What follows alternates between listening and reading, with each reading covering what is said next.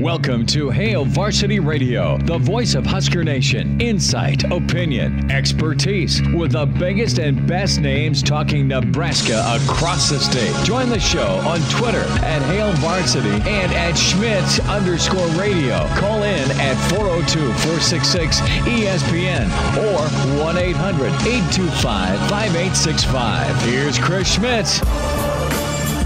Welcome to it. Great to be with you on a Tuesday. It's Hail Varsity Radio, presented by the Nebraska Lottery. Chris Schmidt, Connor Clark in today, and we are loaded up, ready for more Nebraska-Purdue.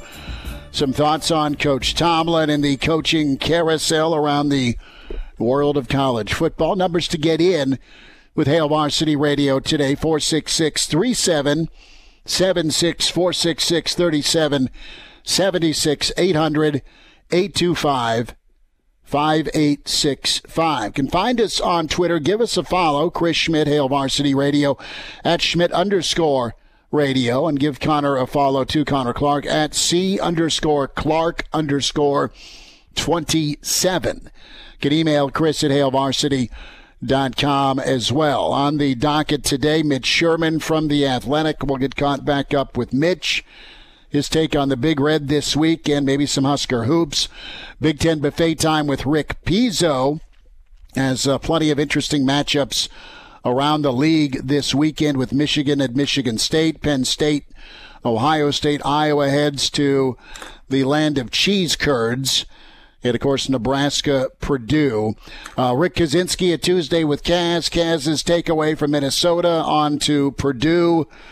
And how do you handle that Karlaftis guy if you're Nebraska's offensive line? So, Connor, we look at some things, and we heard from a number of coaches today, Coach Janander, Coach Held specifically, and those are two big question marks with the Nebraska football this Saturday, right, is, you know, what's Nebraska's mojo going to be like off of a bye week? The old rest or rust discussion, and I'm not too concerned with rust. It's rest and mentality to me for Nebraska as they look to win as a favorite against a Power 5 for the first time this year. That's also on the docket. 0-1 against Illinois, 0-1 against Minnesota. You're a touchdown favorite against Purdue. Purdue, on the other hand, where are they at? What's their gas tank like? What's their emotional status look like? And the Big Ten does this to themselves. It's great for TV. It's a war of attrition every year. Ohio State is both parts sexy and rugged, right?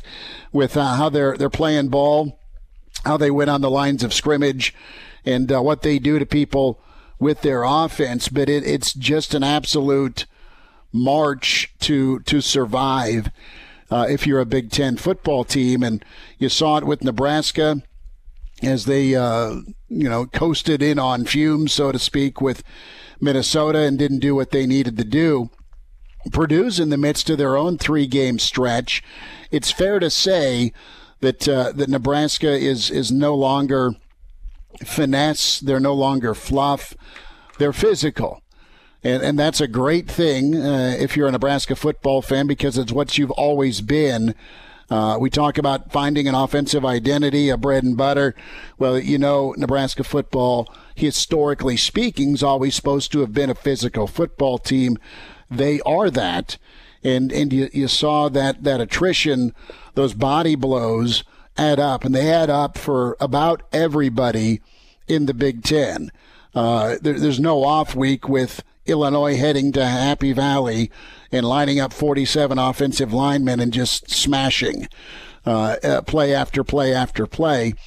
With Purdue, where are they at? We know that they're walking wounded with just kind of the injury report from Coach Brahm on Monday. They're in the third game of a stretch where it started with Iowa. That was good. Iowa's not fluff either. They didn't play physical ball against Purdue's skill guys, and that ended up costing them. But then if you're Purdue, you smash heads against Iowa on the road. Then you host Wisconsin with a full stadium, and they just wear you out on both lines of scrimmage. And then there's Nebraska waiting for you if you're Purdue. As you know, where's Purdue at physically and mentally at the end of this 3-game stretch? So I think that's an advantage for Nebraska, much like the advantage Minnesota had coming in off of a bye week. We look at some things too, Connor, with Nebraska here, and questions that need to be answered. Level of concern for you with that whole flat thing. Are you able to bounce back if you're Nebraska from Minnesota? You've had time to recharge. You've had time to rest up. You've had time to get healthy. Can you go out and play fresh after 8 weeks and then that break? Yeah, I mean, it's going to be a big point of emphasis, I think, for this coaching staff coming into this week, because you don't want to replicate what we saw in the first half against Minnesota. And this is something you and I talked about before we got on today.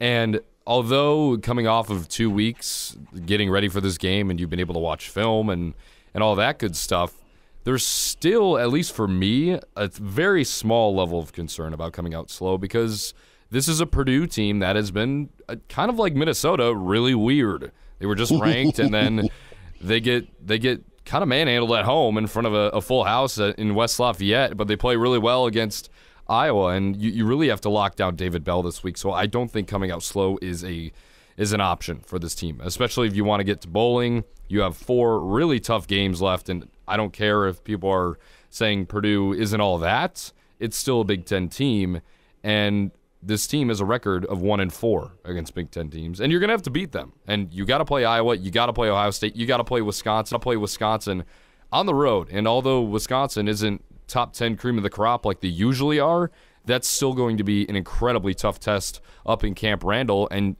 bottom line, you got to win 3 out of these next 4 if you want to go where you want to go. You know, I think you're right on, and Nebraska's not going to overlook. Nebraska's not going to divert their attention. Nebraska's focused on the black and gold for Saturday, and that's important. It's still got to go out and do it. And when we look at, you know, how Nebraska can get it done against this Purdue team, just some different thoughts. One, and we'll hear from Coach Chenander and Coach Held in a moment, but I think with Adrian back being Adrian, that's got to be a reality. He's got to be able to, at a minimum, and he didn't run that much with success against Michigan, but think about that third quarter, right? Think about that opening drive. You're down 13-0. Adrian's able to hit Allen for a big score. Well, there was a 3rd and 9 early on in that drive, and Adrian's able to get out of trouble, tuck and run for 20. And the next play you pop him for the 46-yard touchdown pass. You're going to have enough of Adrian to keep Purdue nervous with his legs, whether that's him keeping on some option, whether that's the threat of him with some quarterback draw, or just if things break down around, or maybe he just decides to tuck and run. It's like, look, none of my reads are getting open. Let me just tuck and go get 7. That will cause problems for most defenses, and you've seen it. There's got to be enough of the Adrian ingredient every game, but specifically this game. And Adrian's had his ups and downs. The teams had their ups and downs against Purdue. When you think of the freshman year where that was a shootout, Nebraska didn't have any answers, and Purdue put up 42 in Lincoln earlier in the season, earlier in the Frost era. Then you go into 2019 where you jump out 10-0, but you try and get too cute in the red zone. And then, you know, one of the plays JoJo Domans had burned into his mind as far as doing your job versus trying to make a splash play. Well, the end around that did in Nebraska in 2019. That remains one of the more frustrating losses for Nebraska football because of how you jumped out. You were held to 3 off of the Darian Daniels big sexy pick as he's hauling to the goal line, and you just didn't do enough, right? It was some foreshadowing of missed opportunity for Nebraska on offense in the red zone here through these 3.5 years. And then you focus right. Adrian gets the starting job back, and they go out there, and it got a little hairy there in the fourth quarter after Bell had the 89-yard touchdown reception. But overall, Nebraska went out there and put up damn near 40 points on the road, and that's one of the better wins in the Frost era. And I know Purdue wasn't great last year, but you're not going to sneeze at wins. So you're going to have a sprinkle of Adrian. And I wonder if or how Purdue will counter, because you have to imagine, right? Cam Taylor-Britt, the NFL prospect list just came out on ESPN.com with some of the top position players in college football. They go down the list, every position. Cam Taylor-Britt does make that top 10 when it comes to corners. Cam's been playing great ball. I think Cam can take it as a personal challenge. And I would love to see him all over David Bell, because Cam's super athletic, super talented, a leader, and he's physical, right? You're going to copycat what Wisconsin did, and that's get their hands all over a David Bell. 3 catches, 33 yards. And Nebraska fans, you're sick to death of when tight ends do work against you, be it the Michigan tight ends or back in the day, Keith Jackson doing his thing. Tight end's pretty good at Purdue. His name's escaping me. Forgive me on that. But he looked good. He's long, lanky, and he's a guy that no doubt Purdue will try and find some matchups for. So be physical against Purdue. You're going to need some running help for Adrian, but Adrian's still got to look like Adrian. Let's hear a little bit from Coach Held today as part of post-practice here. And this is about Rahmir, and he'll be back. He's good to go. That's wonderful. You know, who steps up behind Rahmir is going to be a monster question, not just for Saturday, but can you get a guy, 2 guys ready so you don't fall into the same issue of your running game's really screwed like it was against Minnesota. If Adrian can't run or won't run due to the play calling or protection, and there's no Rahmir. So here's Held on Rahmir and those running backs in that room getting consistent. Well, just consistency. You know, what I'm looking for is consistency at the position, knowing what you're doing, being able to execute. Are there things he needs to continue to work on? Yes. Have we missed things? Yes. So I got to keep coaching him up on those things. But, you know, he gives us a guy on the edge that can run, and he's caught the ball well. I think he's one of the top, receivers in the Big Ten when it comes to running backs. And, he's just really taking a business-like approach. Now I got to continue to get Yant, Savion, Stepp, and those guys, consistent to where, we have a number 2 and a number 3 guy that can go out there and really be able to help us down the stretch run and into the future. That was Coach Ryan Held. We'll get some things figured out here audio-wise in a moment. But you need that consistency, and kind of there's plenty of candidates behind Rahmir. You've seen Yant do his thing against Northwestern. You need to see Yant do his thing against Purdue if called upon. You have Savion Morrison. We've been super excited to see Morris Savion just because of the big play back we think he can be. But that's not just running the football. In fairness to him, he's had limited carries, so I've not seen him get lathered up a lot, but they did go to him against Minnesota, and he got some push going. But I'd love to see him be that slasher and also be a weapon catching the football. And I know he had some drops. We'll hear more from Coach Held on that in a little bit. Numbers to get in, 466-377-600-825-5865. Finally, when we talk about, trying to get some points, get some yards, it's same song, next verse, different week with the Nebraska offense. Think about the games they've been in, but think about the starts they've had.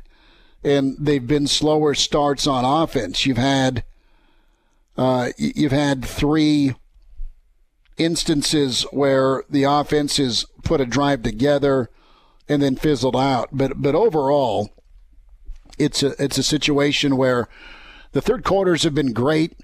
The first quarter needs to be kind of your out of the gate, go get points, be a nice appetizer, precursor to the third quarter with what you've been able to do. I don't have any doubt that there's been plays schemed, there's been plans made, and it comes down to execution. And Nebraska has been able to score sparingly is the best way to put it, the best term to give when it comes to the first quarter. It's not been consistent enough.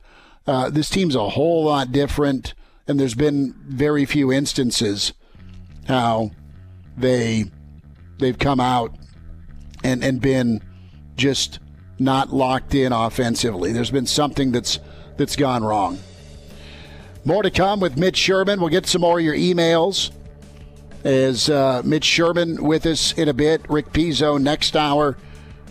And then Coach Kaz. A Tuesday with Kaz. Great to be with you on a Tuesday. Hail Varsity continues. We're presented by the Nebraska. Hoiberg and Matt Abdelmassi have done. I don't know that. Listen to the radio. On Hail Varsity Radio, presented by the Nebraska Lottery. Yes! That's awesome! Thanks for hanging out. Hail Varsity Radio, presented by the Nebraska Lottery. Chris Schmidt, Connor Clark. We welcome in with the Athletic. It's Mitch Sherman, at Mitch Sherman on Twitter. Mitch, how's your Tuesday? Thanks for the time. Yeah, good to be with you. My Tuesday is not too bad. How about you? I am hunkered down in my kid's room in the basement, Mitch. And You're still there. You're still there. Your Tuesday could be better, Chris, but I hope that your next Tuesday is looking up. Let me ask you this. As a proud father, how often do you go into your kid's room? When I do, it's basically to yell or to just be completely appalled by the state of cleanliness.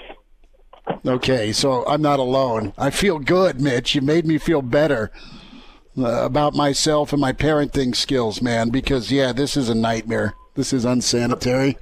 I've been working with my 10-year-old on for quite some time on just closing drawers. I mean, just like the most basic thing. Like we're not even concerned about turning off lights or, things like that. It's just like, can you just close the drawers? Like, you're going to get dressed, and when you get done, there's like 4 drawers that are open. So you start with 1, and if we can get that far, then move on to 2, and he's not mastered any of it at this point. No, at least he's 10. Mine's going to be 15, and it's still Well, I have one of those too.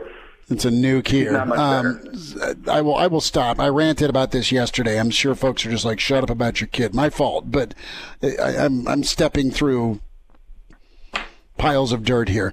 Okay, Nebraska-Purdue, Mitch. What's the key for you? There's many, but as you look at this matchup, you look at this Purdue team, you look at Nebraska off of a bye. What are you concerned with on Nebraska's side? What are you confident with on Nebraska's side? Well, if you're looking for a key, I think you can look to last week and see what happened with Purdue against Wisconsin. And I know Purdue turned it over 5 times, and Scott Frost brought that up yesterday in the press conference as that's not a formula for success. And it had a lot to do, obviously, with Purdue's lack of success against the Badgers. But I would say one thing that Purdue did, or that Wisconsin did, was it ran the ball, and it stopped Purdue from running the ball. Nebraska needs to try to model that plan. And if that means getting it in the hands of your quarterback because he's now healthy and letting him run the ball a little more, or getting those backs going. Rahmir Johnson sounds like he's going to be ready to go after taking a hard hit on the goal line against Minnesota. Get Jacquez Gant going. Maybe some of those other guys behind those two are more healthy now after some time off and in a short week of practice last week.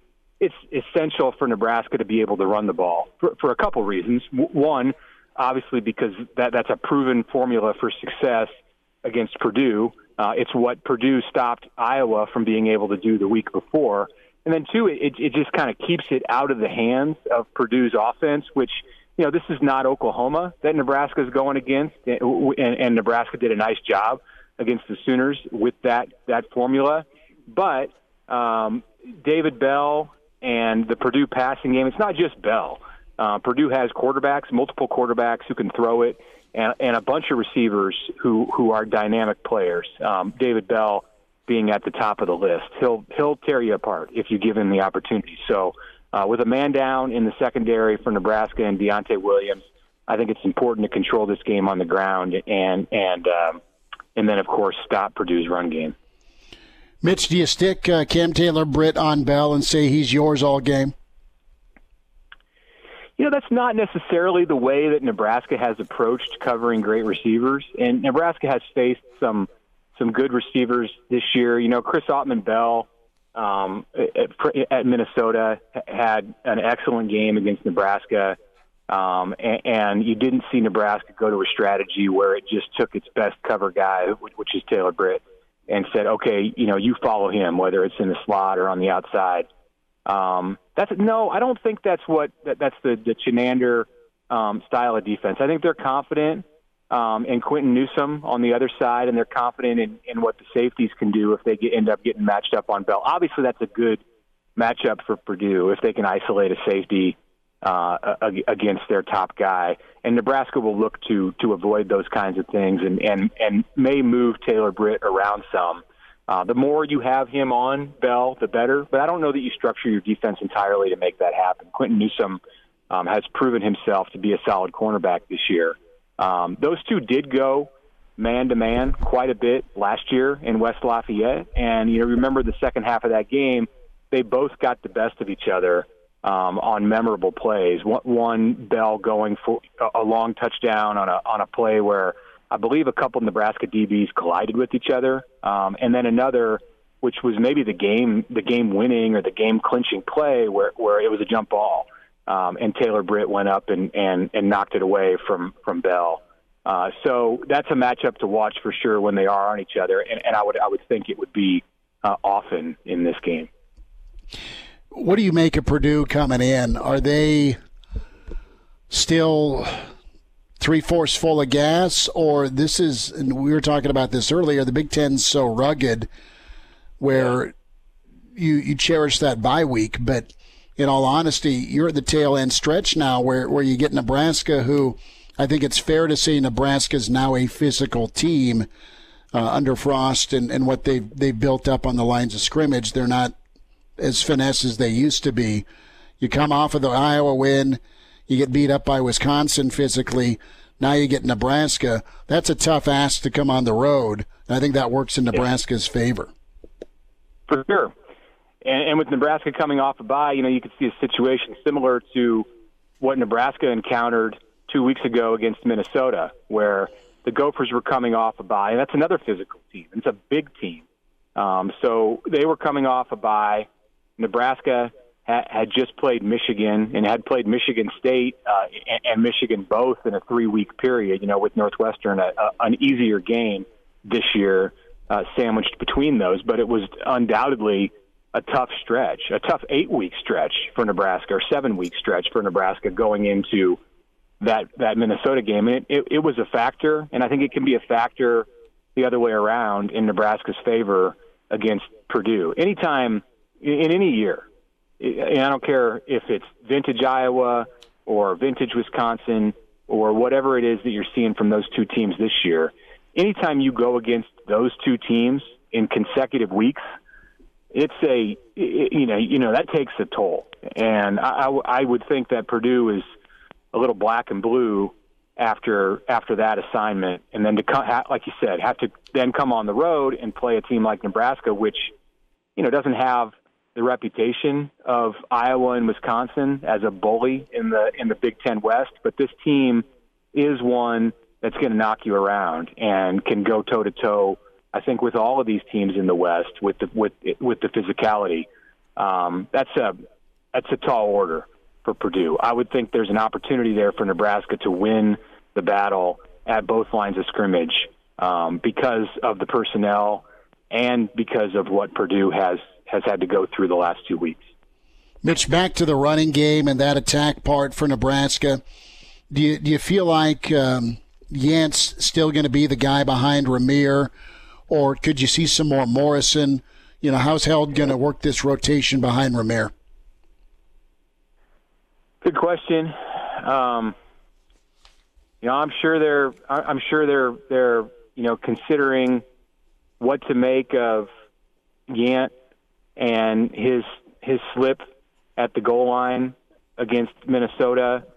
That's a key moment, a huge moment in that game, and he didn't come through in the way that Nebraska needs its backs to come through.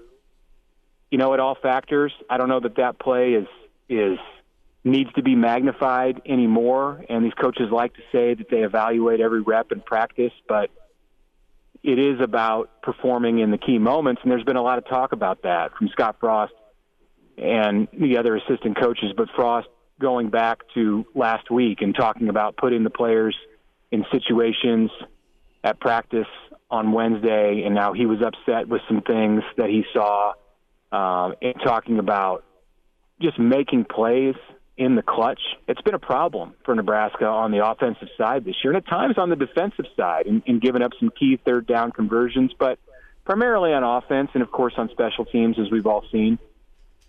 That was a moment where Jaquez Yant didn't come through when he needed to, and I think it's in part because he just hasn't been in that situation enough. He hasn't been down on the goal line in a fourth down scenario where he's taking a handoff in that set, and he's got to get 1 foot. And I think he got ahead of himself a bit, and you saw the result.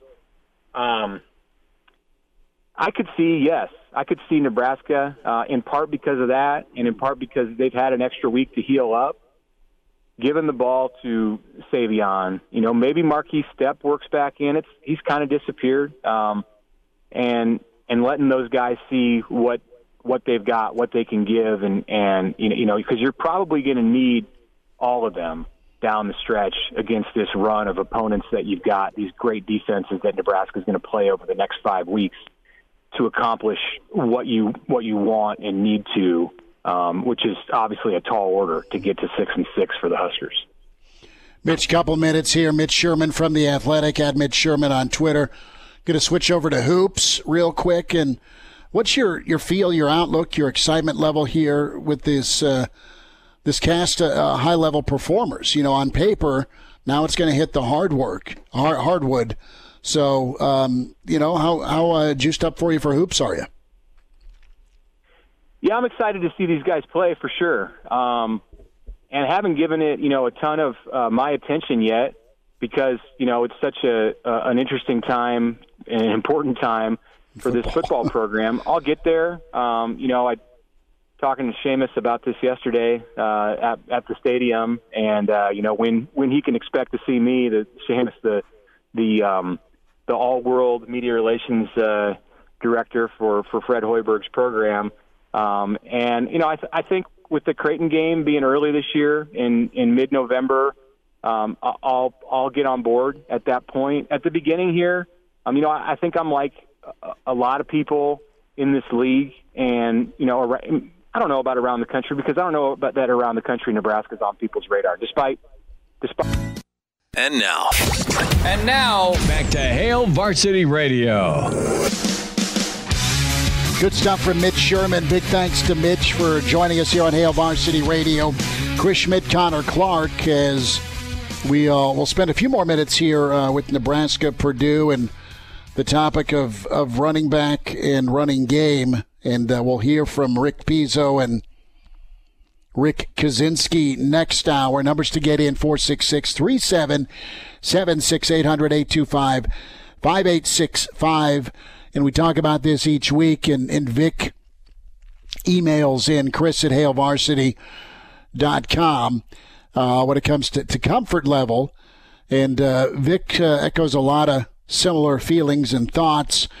I really can't understand anybody who's watched Nebraska play this year how you can feel comfortable going into a game. Should Nebraska win? Sure. But that means nothing for this team. To pare it down even further, Connor, it's the run game.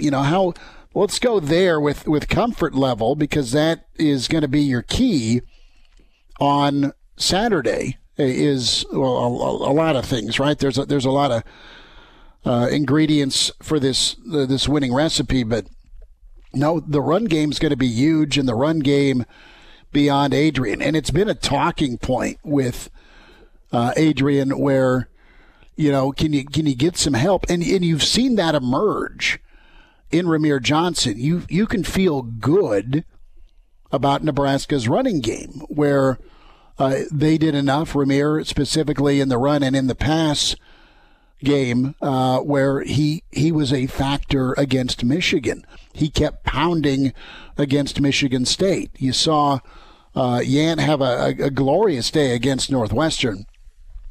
It's going to need to be a reality for Nebraska on Saturday with, can you get additional yards? Can you take some stress off of the Adrian usage, not just Saturday but beyond? And you're going to need that, like Mitch was talking about.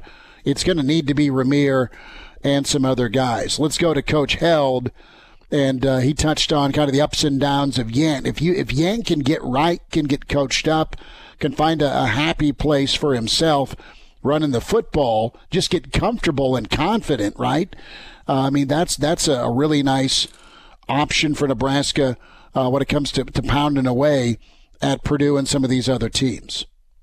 Well, I think you come out against Northwestern and everything's great and everybody's patting you on the back and how good you are, and then you kind of get brought back down to earth a little bit.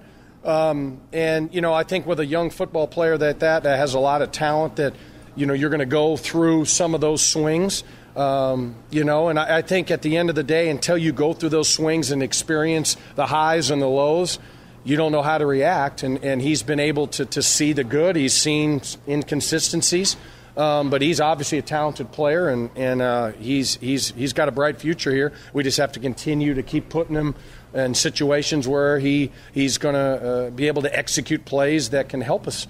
But he's had a good attitude.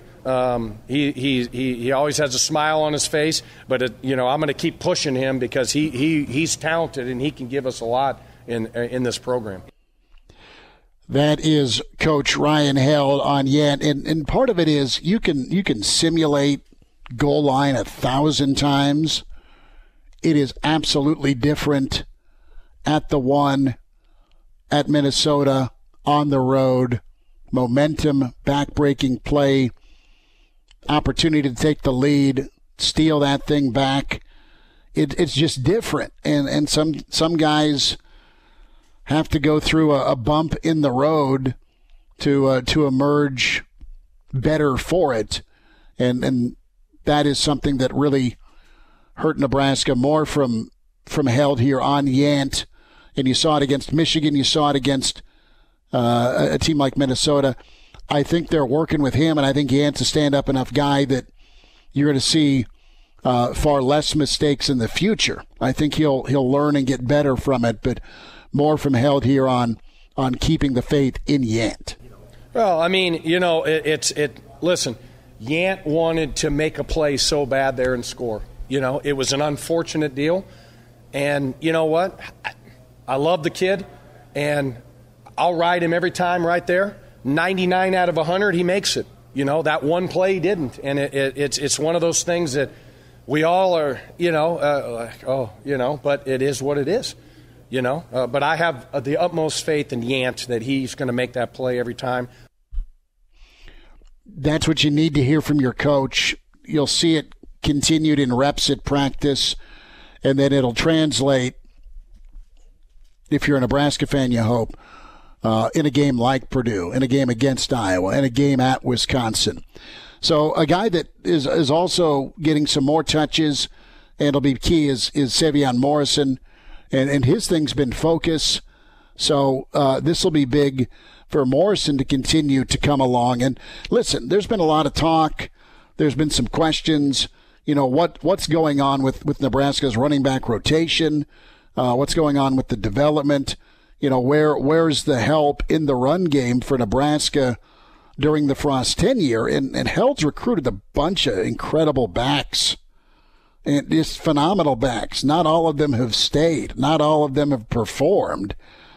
And you're seeing a guy like Rahmir get challenged and emerge. You're seeing a guy like Yant, who was found by Coach Fisher, get plugged in and get used. let's see what can happen here, the Final Four, for a guy like Sevion Morrison. Here's more from Held. Yeah, I mean, with Sevion, he can catch the football. He's got really good hands. He just has to focus when the lights are on in those situations. And, the first play he was in, we ran the reverse pass. Second down, he ran the swing pass. He's there. You got to catch the ball, period. He knows it. Everybody in the stadium knows it. I know it. And he's got to be able to make that play. He knows it. It's just a matter of focus, and every play matters, and you can't be a little lackadaisical. And I think that's what the young players, they have to understand, that when you go out there, the game is on the line on that play. It's so important for these guys to not be overwhelmed by the moment. And it goes back to winning and winning close games. And the want-to is there, right? Nebraska wants to win high-level, signature-type ball games. Nebraska also needs to win games they're favored over teams that they're, from a brand standpoint, they're better than. But they haven't done that on the field against the Purdues or Minnesotas of the world, because quite honestly, both those teams that we just mentioned have been better than Nebraska the last few years. Comes down to making it happen and seizing the opportunity. And Nebraska's got another one to get a game closer to 500, to beat a team that you're favored to beat in front of your home crowd. We'll have a thought from Coach Chinander before we close out hour one. Hail Varsity continues. We're presented by the Nebraska Lottery. And now, back to Hail Varsity Radio. Winding down this first hour, it's Hail Varsity Radio, presented by the Nebraska Lottery. Chris Schmidt, Connor Clark. Find us on Twitter at Schmidt_radio, at C_Clark_27. Did I nail that? Absolutely. That was flawless. Well, we try. Mitch Sherman with us in hour one, talking about the run game. That's the key of many keys to success for Nebraska on Saturday. What do you get beyond Adrian, and how do you shut down what Purdue wants to do? People will be starting fires. Please don't, if Purdue has success on the ground based on their history. Reminder about buckling up. There's over 1,500 crashes each year in Nebraska involving an impaired driver. Driving drunk, buzzed, or high is never acceptable, and law enforcement officers working every day to stop it before more people are killed or injured. If you're going to drive, don't drink. If you do drink, designate a driver, get a ride share. A DUI costs more than you think. Brought to you by the Nebraska Department of Highway Safety Office. So we'll get into some of the coaching carousel with Coach Kaczenski next hour. Rick Pizzo on deck. Mike Tomlin, Pittsburgh Steelers head coach, he is not shopping. Guys, I don't have time for that speculation. I mean, that's a joke to me. I got one of the best jobs in all of professional sport. Why would I have any interest in coaching college football? That'll be the last time that I address it. And not only today, but moving forward. Never say never, but never. Okay? Anybody else got any questions about any college jobs? There's not a booster with a big enough blank check. Anyone else? All right.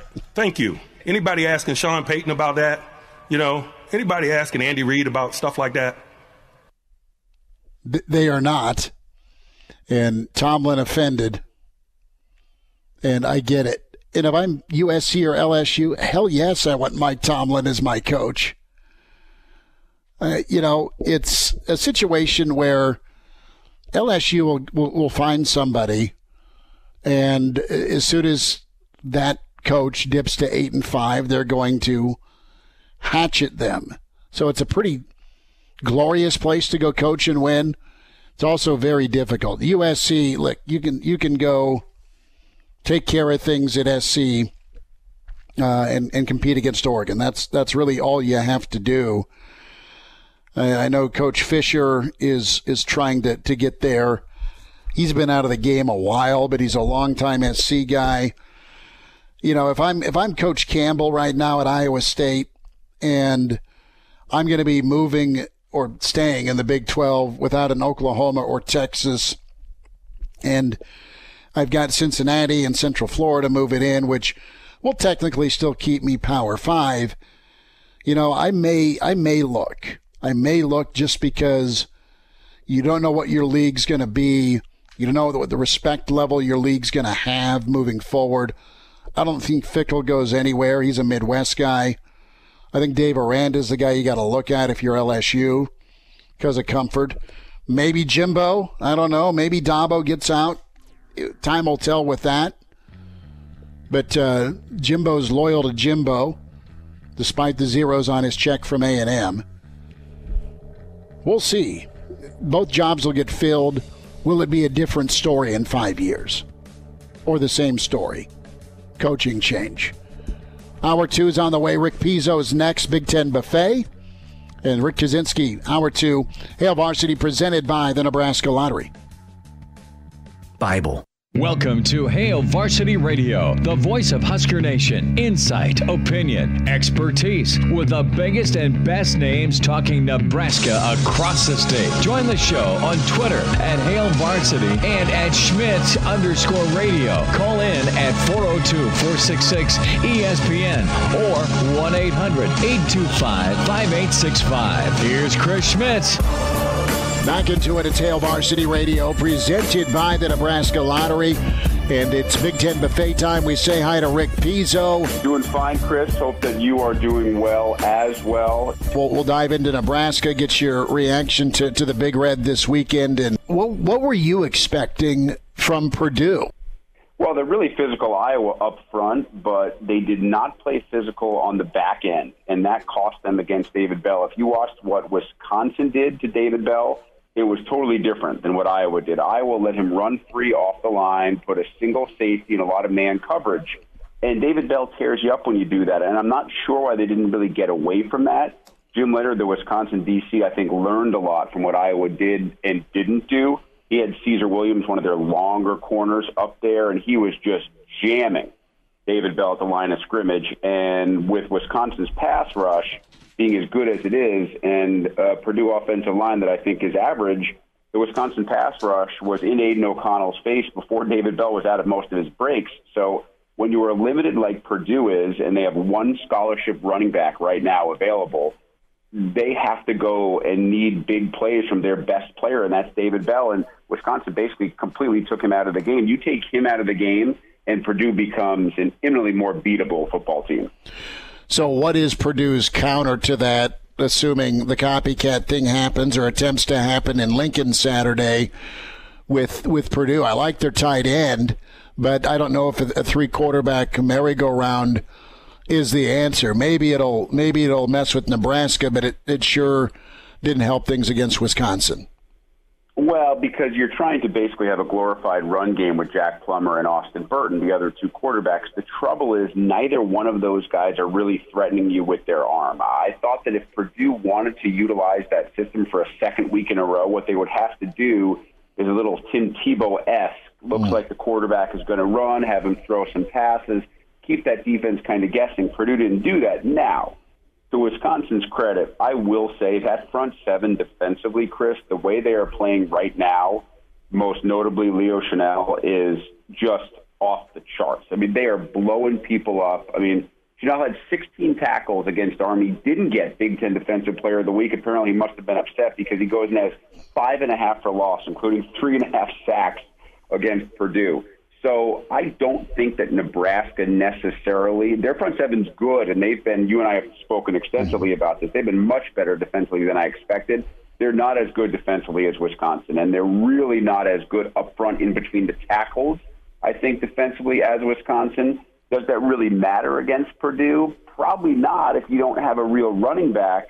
So I think then you start to worry about your back seven, because I think Purdue probably has to throw the ball 75 to 85% of their snaps in this football game. Rick Pizzo's with us, Hail Varsity Radio, Big Ten Buffet. When you talk about the line of scrimmage matchup, Nebraska had one of their better games a year ago, Rick, against Purdue. Ben Stilley and company really got after the quarterback.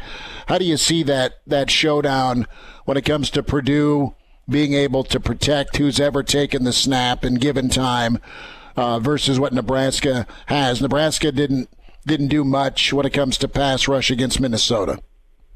Yeah, Purdue's offensive line I thought was better in the beginning of the year, but they didn't play a ton of physical fronts defensively. And Wisconsin is really physical defensively. And I'll give Nebraska a lot of credit, right?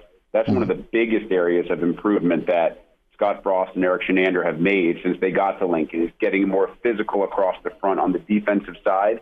And I think that Purdue offensive line is starting to be exposed a little bit. They're also a little bit banged up. So the recipe for success here is if you're going to have a team that's going to throw the ball that often, and David Bell's not alone. I mean, Wright and Sheffield and Payne Durham, you mentioned the tight end, they have capable, talented receivers.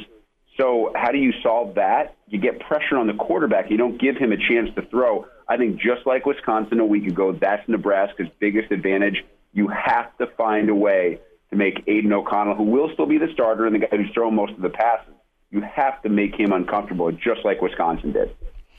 Rick, I want to get your take and go back in time a little bit. I know you were on assignment during Nebraska-Minnesota. Nebraska had the bye week last weekend, but were you surprised that Nebraska came out like they did against Minnesota, or were you in the group that said, you know what, Nebraska's been on a tough run? Everybody in college football has a letdown at some point. And again, to credit Minnesota, Fleck has the crew playing good ball now. He does, and I think that's the bigger story there, Chris. Now, did Nebraska have a ton of chances to win that football game and give them away? Absolutely. And was that probably the storyline, at least in that part of the country and where you are? Absolutely, because how many times have you seen that over the last 4 years? Opportunities to win games late, the inability to close it out, and another tough loss. But I think from the 30,000-foot perspective, the bigger story there is that Minnesota has been able to run the football on everybody, and it doesn't matter who your running back is. And so when you start to focus on the run like Nebraska did, and you have Tanner Morgan play a game that he hadn't played the likes of in, a year and a half, that's really tough to defend. So I can't necessarily say I give the defense a pass on that game or that I give Nebraska in general a pass on that game, because when you're a road favorite, that's a game that you have to win if you're trying to get to bowl eligibility. But at the same point, a lot of things went against Nebraska that Minnesota hadn't done against other teams. So you hope that you went back. You had the bye week. Scott Frost said he was refreshed, that he and the team watched a ton of film over the past 7-10 days. You have to come out and put forth your best effort this weekend. And what you really hope to see is not just a win against Purdue. You hope to see a fairly dominant performance that tells you that this team has what it takes as the schedule gets tough down the stretch to find a way to get to the postseason. You know, a lot of us thought Nebraska was in a good spot. I'm wondering if Nebraska, with this bye week, can recalibrate. And, you know, the topic of Adrian, and he spoke yesterday about his future, and he's not made any decisions. And, Rick, as we look at the domino effect here with Adrian, with how he looked and not being healthy against Minnesota, you look at what he's gone against pass rush-wise, and you'll see it again against Purdue. It's just tough for him to be able to stand in and have that alarm clock be right in his head, when to get rid of the football, when to hold on. And if he wasn't healthy, obviously not able to run and create with his legs. You'll see a different Adrian on Saturday. But if you were to circle your biggest issue with the Nebraska offense, do you put it on quarterback? Do you put it on line? Do you put it on inconsistent running game post Rahmir, right? I mean, what do you circle here as to what's ailing the offense? Yeah, I think it is that inconsistent run game, because that's the quarterback's best friend. And I think, to Adrian's credit, the alarm clock is a little different for him than it is other quarterbacks, because he is expected to not just do things with his arm, he's expected to do things with his legs. But a lot of other quarterbacks who are also expected to be dual threats have a running back that they can hand the ball off to every now and then and feel really good and really consistent about that running back can do. I don't think Adrian feels that way. He'll never say that publicly, but look at the history and who he's had behind him. And the lack of consistency from week to week. Now, there have certainly been spurts, and you look at when Nebraska's offense is the best. You look at when Adrian is most dangerous. It's when he has a guy back there with him that other defenses have to focus on. If other defenses don't really have to worry about a consistent run game from someone other than the quarterback, then they can use a spy. They can play 10 on 11 and feel very comfortable about it and take Adrian out of his game. They can fake the blitz and drop that guy back into coverage, and that's where we've seen Adrian throw a lot of interceptions over the course of his career. I'm not saying all of it would be solved with a consistent run game, but, Chris, I think that would be probably the biggest help to Adrian Martinez if he could have a redo and you gave him a chance and said, Adrian, we'll give you one of these three things over the course of your 4 years. You can either have a slightly better offensive line than you have, you can have a deeper wide receiving core, or you can have a consistent run game with a running back who averages 4 to 4.5 yards per carry. I'm pretty sure he would say that number 3 would be his choice. Well, I think you're right on, and just think of where things went with Nebraska once Rahmir went out against Minnesota. Yant came in and wants that one back at the goal line clearly, but there's just a drop-off, and it's going to be key for Nebraska to these Final Four have a next man up that's ready to go and step in to help with that run game. Couple more minutes. Rick Pizzo's with us, Hail Varsity Radio.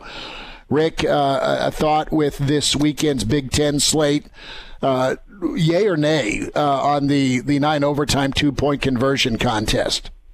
I'm not a huge fan of the rule. There's got to be a better way. It's a little gimmicky, right? I mean, there's got to be a better way. And I understand it's for the safety of the kids. I do.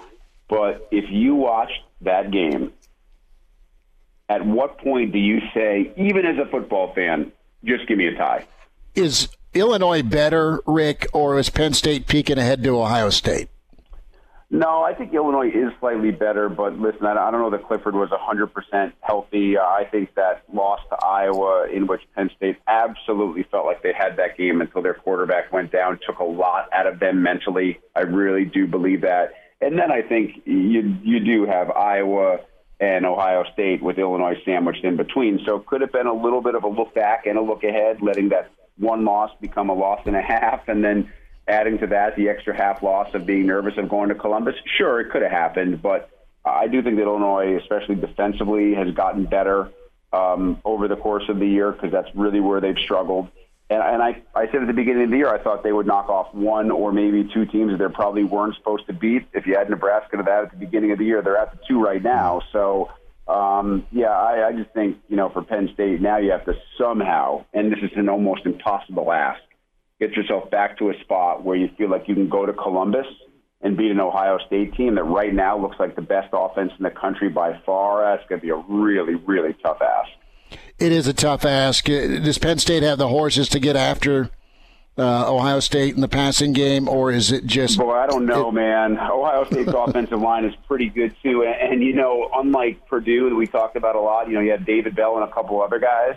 I mean, between Olave, Wilson, and Smith and Jigba, you got 3 guys who are going to make big-time money in the NFL level. So it's not like you can focus on one guy. And the offensive line's pretty good. No, by the way, if you do blitz and sell out, you got Travion Henderson sneaking out of the backfield to catch screen passes to go for 80 yards in about 3.5 seconds. I mean, I just don't know if there's a defensive answer right now if Ohio State plays at this level. Do you get the feel James is serious about looking elsewhere? He said today that, listen, my future's not a distraction. Where are you at with kind of the tea leaves on him and Penn State? I think he says the right things because he is a guy who I think is smart enough to realize that you never say never. You don't say, I'm never leaving Penn State. I'm not interested in USC. I'm not interested in LSU. I haven't heard him rumored for LSU nearly as much as USC. But you have to say you're focused on what you're focused on, and that's this week. And listen, he better be focused on Ohio State. So, listen, these coaches right now, I think, truthfully, I understand the media has a job. I'm part of the media. I hate hearing questions asked when you know what the answer is before the question is even finished, right? I mean, we heard the same thing about Mel Tucker with LSU, because he has the SEC ties. He has Michigan this week. James Franklin has Ohio State this week. Like, if there's ever a week that these guys are not thinking about another potential opportunity, it's right now. That talk is for December 5th when the season comes to a close. Not asking for a prediction, but what's the difference in that game, in your opinion? If Michigan State can run the football, plain and simple, because nobody's really been able to run the football well and consistently. I mean, Northwestern had the one big gash against Michigan last week, but Michigan up front, Aiden Hutchinson is just having a tremendous year. They have so much nice run support from the backside. Daxton Hill is a really good player. DJ Turner had a ridiculous interception. They got cover corners. So the question is, can Michigan State run the ball when Michigan knows they want to run the ball with Kenneth Walker? If Michigan State can establish a run game, being at home, and then you start to peak and you have guys like Naylor and Reed on the outside, they can beat you. They can explode. If not, if you get into a situation where you're kept inside of a box, then I think Michigan is the favorite because they're the more physical of the two teams. I think this is going to be fascinating. I think this, if you're going to look at those two marquee matchups that are on the schedule this weekend, I think Michigan State is the tighter, the closer, and the more intriguing of those two matchups on Saturday. I think it's going to be a big-time ball game. Rick, we'll get you out of here with Iowa, Wisconsin.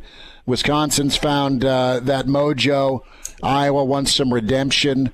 This thing's also, talk about throwback rivalry with Barry's ties to Iowa and, of course, what he's done at Wisconsin.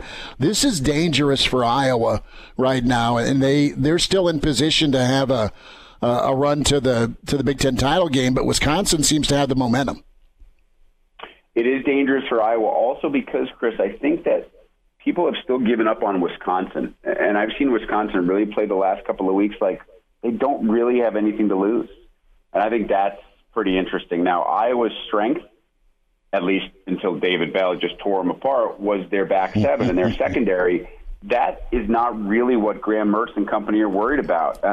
Since Wisconsin has gotten back to Wisconsin, he's dinking and dunking. He's throwing screen passes. He's finding his tight end. He's not really looking deep very often. They're relying on Ches Malusi and Braylon Allen. Braylon Allen, by the way, is a 17-year-old true freshman who is absolutely yoked. He looks like he's a 25-year-old grown you-know-what man. And he's changed a lot of things for Wisconsin as well. So I think it's a really dangerous spot for Iowa because, Chris, you lose this game after the start that they had and that shocker to Purdue, then everybody goes, well, what was that first? They were a fraud. They were a fraud all along. And they lose this game. Remember, they're tied with Minnesota in the standings right now. Minnesota's a heavy favorite against Northwestern. You lose this game, you're not just, obviously out of the college football playoff, which they could potentially be already. You're now no longer one of the favorites in the West. And we're back. Fellas, you think we could listen to the radio on Hail Varsity Radio, presented by the Nebraska Lottery. Yes! That's awesome! Back into it. It's Hail Varsity Radio, presented by the Nebraska Lottery. We welcome in a Tuesday with Kaz, Rick Kaczenski with us, longtime coach of Nebraska in Iowa. Kaz, good to spend time with you. I was out last week. I missed you. But did you ever have to dodge golf balls or debris on a sideline? It's been a while, so humor me with the old Lane Kiffin trash toss at Tennessee, brother. Just verbal, soft Schmidt. Nothing, no objects. Just some verbal abuse by some fans and a few parents. But other than that, never had to dodge a whole lot. Well, so okay, the verbal abuse though is no fun. Yeah, they're pretty creative though. You get, especially those night games, get people greased up a little bit. And they got all day to think of some good stuff for you. So where's the most creative place? I guess if we're talking night games that get verbal. Pretty good. Yeah. Penn State's pretty good. Yeah. Iowa folks had some choice words for me. More in 2012 than 2014, but there was one guy who was blocking me from going up into the locker room. And I told the security, you can handle it or I can handle it. So I felt pretty good about my chances there. But, luckily, I think JP was behind me, and he got a few other people help me up to the locker room. But, for the most part, that's quite honestly, it's pretty rare. Most of the places and most of the time, you don't have to deal with a whole lot of that stuff. Rick Kaczenski is with us, Hail Varsity Radio. I can handle it, or you can handle it. That's the new T-shirt. I love it.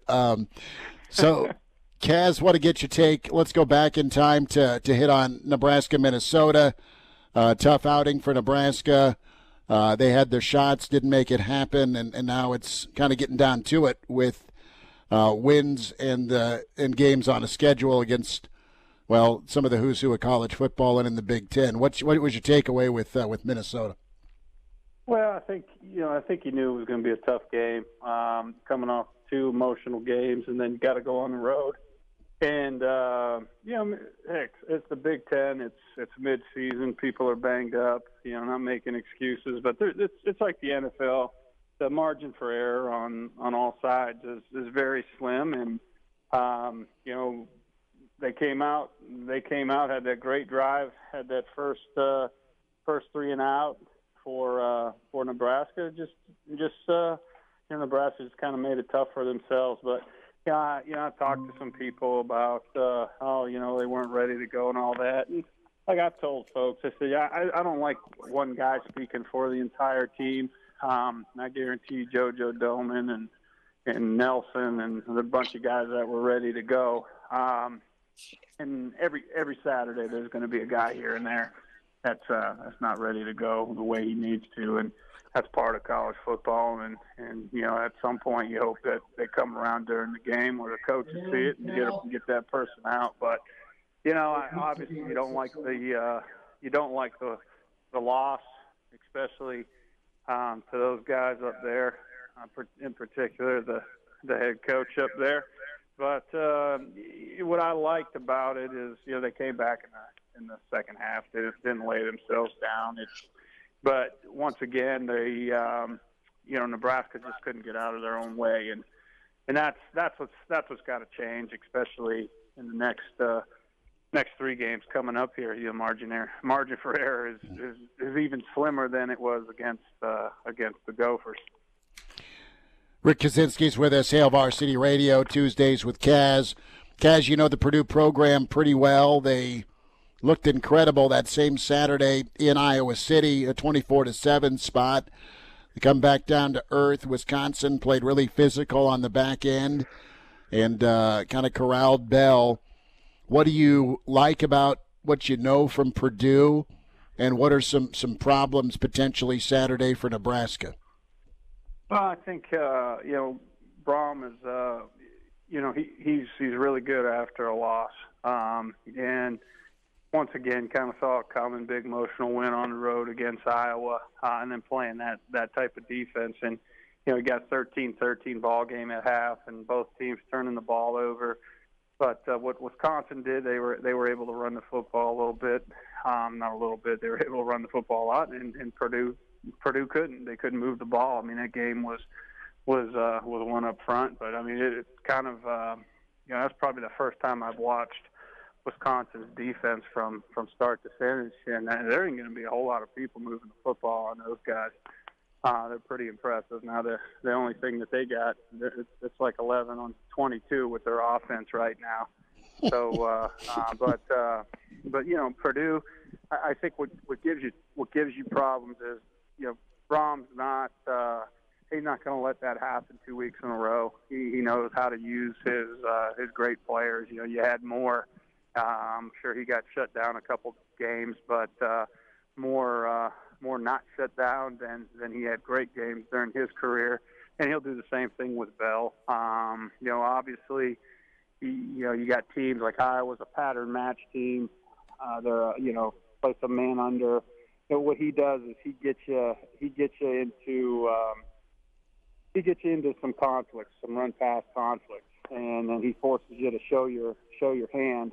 And then that allows his quarterback and his receivers to, all be on the same page, get the ball out of their hands quick. I think that's what they've done.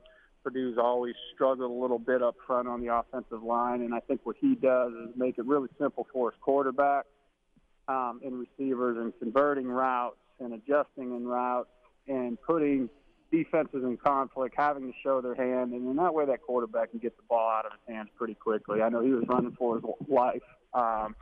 against Wisconsin. But you look at the Iowa game, there wasn't a whole lot of pressure. That was a pretty comfortable pocket. So I expect to see a little bit more of that here this Saturday. But it's going to be a tough game. I mean, they got some good skill.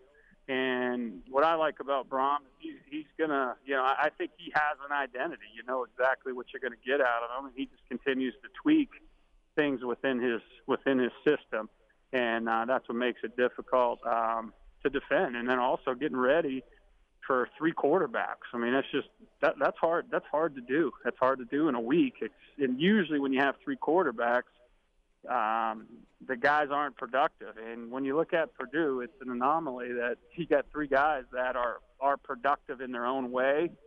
They all are able to run the offense within the system, but the staff has done a pretty good job tweaking things specifically to create some mismatches and some dilemmas for defenses. So, as usual, expect a tough game. And that's how it should be. And that's what's great about the Big Ten and Power 5 football. It's week in, week out. It'll be like the NFL. Anybody can beat anybody. Rick Kaczenski is with us, Hail Varsity Radio, a Tuesday with Kaz. Rick, what do you try and spice up if you're Nebraska? Didn't get any pressure on Minnesota. They've gotten enough pressure. It could be better, but they've been better at getting after the quarterback compared to, well, honestly, since the years you were there. So what does Nebraska try and do to kind of heat up O'Donnell or O'Connell, or whoever's back there? Does Nebraska have the personnel in this matchup against Purdue to win and force some quick throws or some bad throws? Absolutely, they do. Absolutely, Nebraska does. The defense. The thing you like about the defense, they've been pretty consistent all year. I don't count that big run at the end of the game against Minnesota.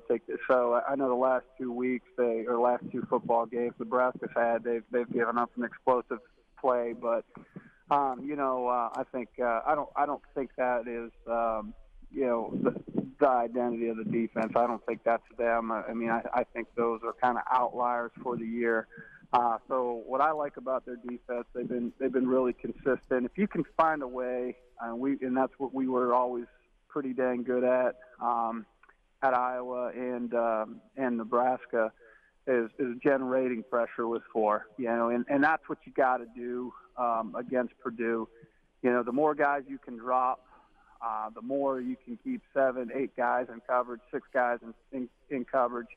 And kind of pick your blitzes on early down or your pressures on early downs and get them behind the count, because nobody's good behind the count. And when you look at Purdue's throwing game, it's a lot of crossers, a lot of out routes, it's a lot of letting guys get the ball in space and running with it.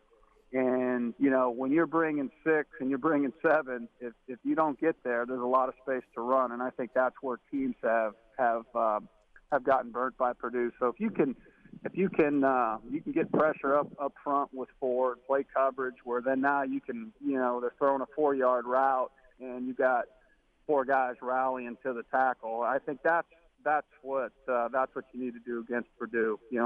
If you can keep them in 2nd and longs and 3rd and longs, I don't think that's what they're great at. They're not really good about, in my opinion, and nobody is. They're just not high percentage throws. When you got to throw the ball downfield, it's just not a high percentage throw. So I think just kind of keeping the ball inside and in front and not letting those receivers catch the ball in space and getting yards after the catch. I think that's going to be key for Nebraska this weekend. Rick Kaczenski is with us, Hail Varsity Radio. Let's flip it around to Nebraska's offense. They've seen so many beasts off the edge, Kaz, and Karlaftis is another guy that's super high level. Purdue's just got a good defense. They got a good front 7, and it'll be important for Nebraska not only to be able to run the ball, Rahmir Johnson's back, but it'll be huge for Adrian to be able to have that part of his game back. It wasn't used excessively out of precaution against Minnesota, and it affected things offensively. Where can Nebraska make some hay offensively, Kaz? Is it going to be the Adrian show again, or is there a matchup or some personnel you like with Nebraska's offense? Well, just like opening up the throwing game, establishing the run, that opens up your throwing windows and your throwing lanes, and it's no different than opening up your running game for your running backs, is having that threat of Adrian running the football. And I think when Minnesota realized Adrian, was banged up and wasn't part of the run game plan, it's one less guy you got to defend. And, that one less guy just happens to be the most dynamic player on the field. And now, back to Hail Varsity Radio. On both sides of the ball. So I think, when you're looking at this game, I don't think you can run Adrian 15, 20 times, especially this time of year, and beat up your best player on offense. I don't think you can do that, but you got to be able to have that threat. I think you got some design runs early on, make them defend it, but then hand that ball off to your running backs. Let them get downhill. They're used to getting tackled. They don't have to throw the football.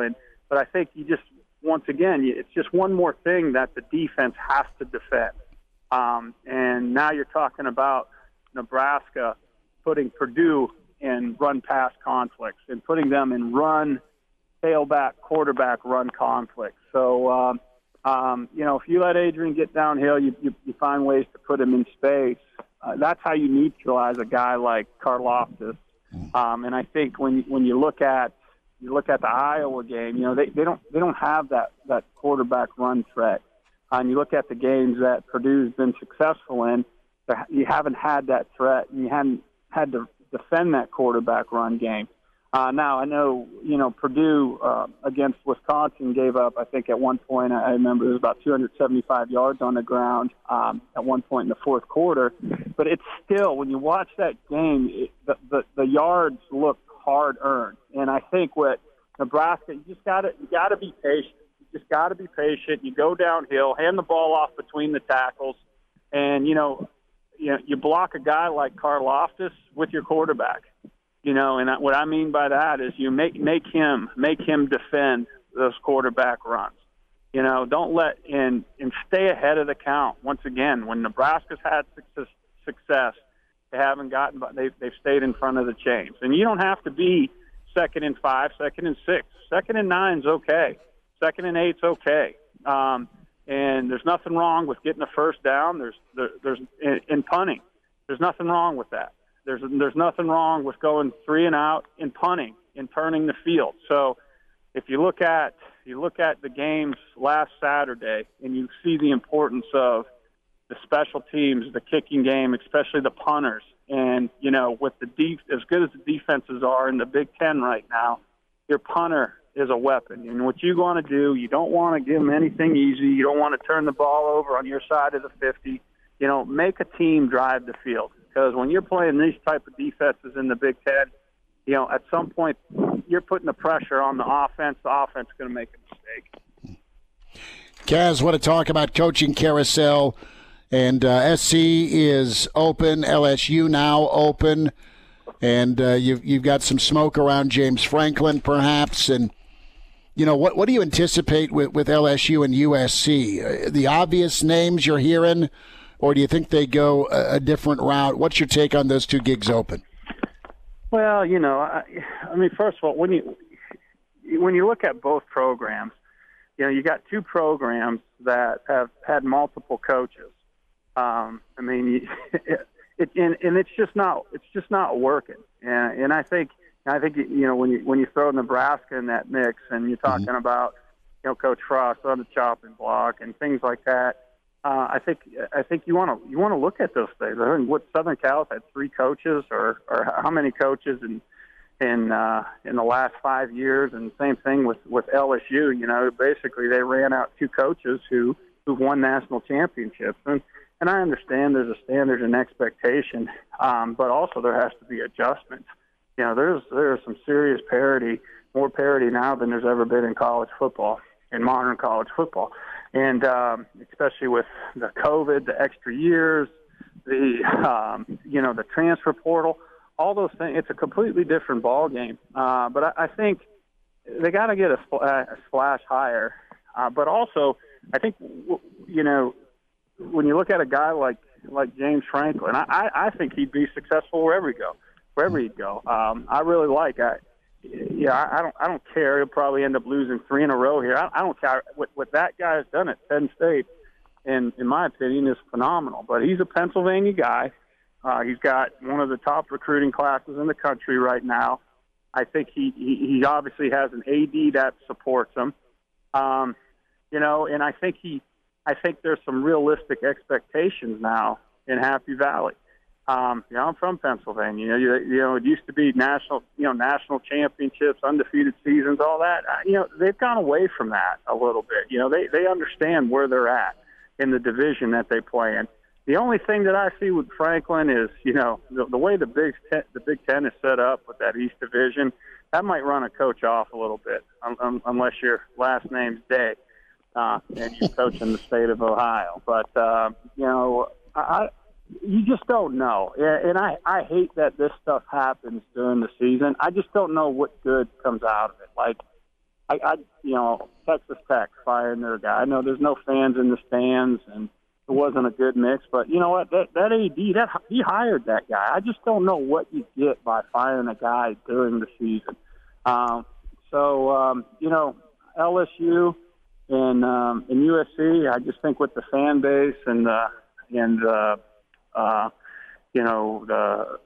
history of the programs, they're going to look for a splash hire, but who's the splash hire? Because a lot of splash hires, they're at programs right now that are doing pretty well, and they're going to be hard to pull away from. And then two, there's just some coaches that they don't want to go to a place that fires coaches every few years, and that's Southern Cal. I mean, Clay Helton, for 3 years you've been hearing, he was fighting for his job more than he felt secure in it. And that's a tough way to coach. That's a tough way to recruit. That's a tough way to live, man. When people are coming after you all the time. So, I know it's part of it, and guys are paid handsome. When the money's gone up, that's when the firing's gone up, which is fine.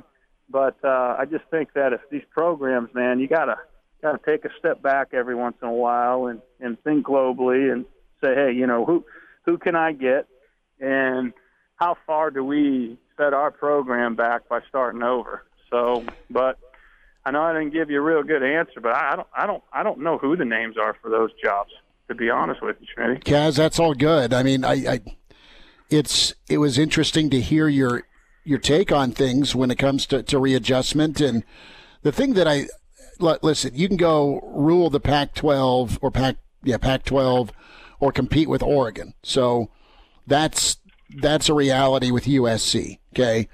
With LSU, it just seems like there's always so many hands in the cookie jar with LSU down there. And you're right. You're right about 2 national champion coaches getting punted. I don't know, Ed. I always got a kick out of Coach O, right? I don't know the Mad Hatter, but he won at a high level there and followed up Saban's run down there. But LSU just seems pretty divisive. A divisive place to go work. You got to watch behind your back, I guess, is where I'm going with it. Yeah, I think it's a great place. Like when you're winning, but you better win all the time. And man, it's unbelievable football down there. High school football. I mean, the recruiting base, all that, the pageantry, and Baton Rouge, great city, all that stuff. But man, that's especially in the SEC, man. I mean, you look at these team schedules. It's a gauntlet, especially now with Jimbo, and that might be the name right there. It's his AD. He's got no buyout. He's been there before, and let's look at Jimbo. Jimbo's a guy. He don't really care what anybody thinks about him. Miss us? Come here, brother. Give me a hug. Bring it in for the real thing. We're on call for you. Catch the podcast at HailVarsity.com, the ESPN Lincoln app, or download them on iTunes. Saddle up, partner. Back to Hail Varsity Radio. There's not a whole lot of scruples about Jimbo packing his bag up and leaving overnight. So, and I think Jimbo, you know, when you're Texas A&M, no matter what, and I love Texas A&M, I love the way they play, but no matter what they do, they're not Texas, right? And I think they'll always feel second fiddle, and I think with Jimbo might have that feeling, and you know, it might be a little bit easier with Jimbo going to LSU and having an understanding about Baton Rouge and the state of Louisiana and knowing how to coach. So knowing how to coach that place, knowing how to handle the people. So, you know, that might be the name there. I wouldn't be shocked if they take a run at Aranda. But other than that, man, your guess is as good as mine, bud. Rick Kaczenski with us. Kaz, we'll do this again next Tuesday. Have a great weekend. Enjoy some college football, and thanks for spending a few minutes with us today. Thank you, sir. Man, take care of yourself, Smitty. There he is, Tuesdays with Kaz, Hail Varsity Radio. Good to hear from Kaz. Great stuff from Rick Pizzo. Mitch Sherman, fantastic as always. Tomorrow on the show, we'll dive into some Husker hoops with the pride of Ord. Standout Andy Markowski going to be with us. A closer look at Purdue with Tom Dienhart from blackandgold.com. Tom, a longtime Big Ten guy and Purdue aficionado. Mike Babcock, Mr. Husker football. And then Shuey, as we're loaded up on Wednesday. And we are going to have a pirate sighting. Mike Leach joins us tomorrow. So we'll dive into Ouija boards, scary movies, a little bit of football, and where the origin of hatred for candy corn began. So that's where we're at tomorrow with the pirate Mike Leach. Coach Chinander, a couple of thoughts from him. Heartfelt thank you to Husker Nation. Here's Coach Chins. I think everybody knows, if they haven't by now, my dad passed away, medical emergency that caused a car accident, tragically passed away. But I want to say thank you to the Husker Nation, including media, fans, colleagues, student athletes, all the coaches around the country, just for the tweets, for the cards, for the texts, and for the kind words. So thank you guys very much. Anybody that sent anything, it meant a lot to me and the family. Good stuff from Coach Chins as he talked a lot about his dad, remembering his pops, and that's just a show of class from him, always just being a stand-up dude. And he's going to get the black shirts ready for this Purdue attack on Saturday. But really heartfelt from Coach Chinander there, as he said thank you, and, you know, God bless and best wishes to him and his family. Connor, we made